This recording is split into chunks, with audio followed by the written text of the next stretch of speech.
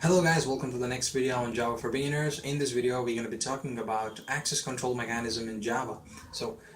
First of all, let me tell you what is access control. So, access control in Java helps you to specify which code gets access to which data in your Java program. First of all, there are three access specifiers in Java. There is public, private, and protected. So these are the three access specifiers in Java: the public, private, and protected. The main advantage of access specifiers is that they help you to specify that certain code gets to access certain data. For example, your member variables of the class shared, you can specify which code gets to access which data. So for example, if you want only the methods inside the class shared to access its instance variables, then you can do that by specifying the member variables of the class shared as private. And by default, the access of every variables and every functions in Java is public. So let me just quickly demonstrate what's the difference between all these three access specifiers. Then if you specify a variable as private, then only the code under this class or any method under that class will be able to access that data, but not others. So here we can have an object. So here we can say my shirt dot color equals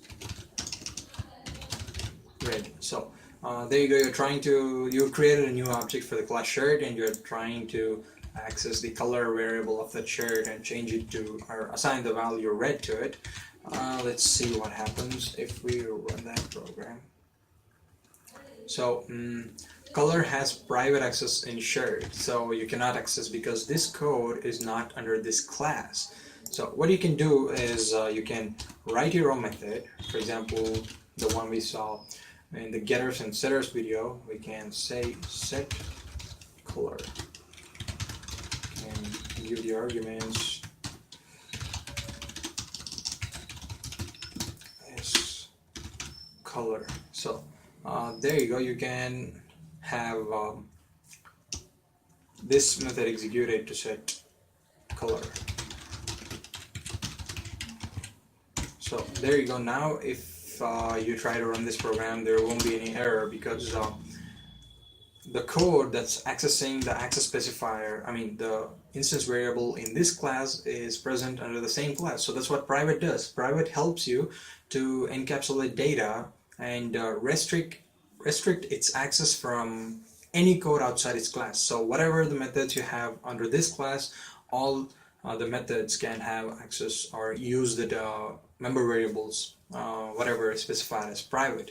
So that's all about the private. So coming back to the public access specifier, so now this should make sense why we have the void main function as public. So any code, your Java runtime system to be precise, should have access to the main function. So any code and any method or anywhere in your program, you can call main function because it's specified as public, and that is why you specify it as public. So because main is the first method from where the execution of your Java program starts, and it should always be specified as public. So here, if you specify a variable as public, you can conveniently use it without any errors. So there you go, no errors. So that's specified as public. So coming back to the protected access specifier, protected is something it stands right between public and the private access specifiers, and its main mechanism is to control access between a class and its subclasses and all those stuff. So I'll be talking more about protected access specifier when I teach you the subclass, superclass, and all the stuff, the inheritance concepts. And so that's all about the private and the public access specifiers, and more on access specifiers coming your way. So thanks again for watching. See you guys in the next video. Till then, take care. Bye bye. Please don't forget to share this video, like it, comment it, and subscribe.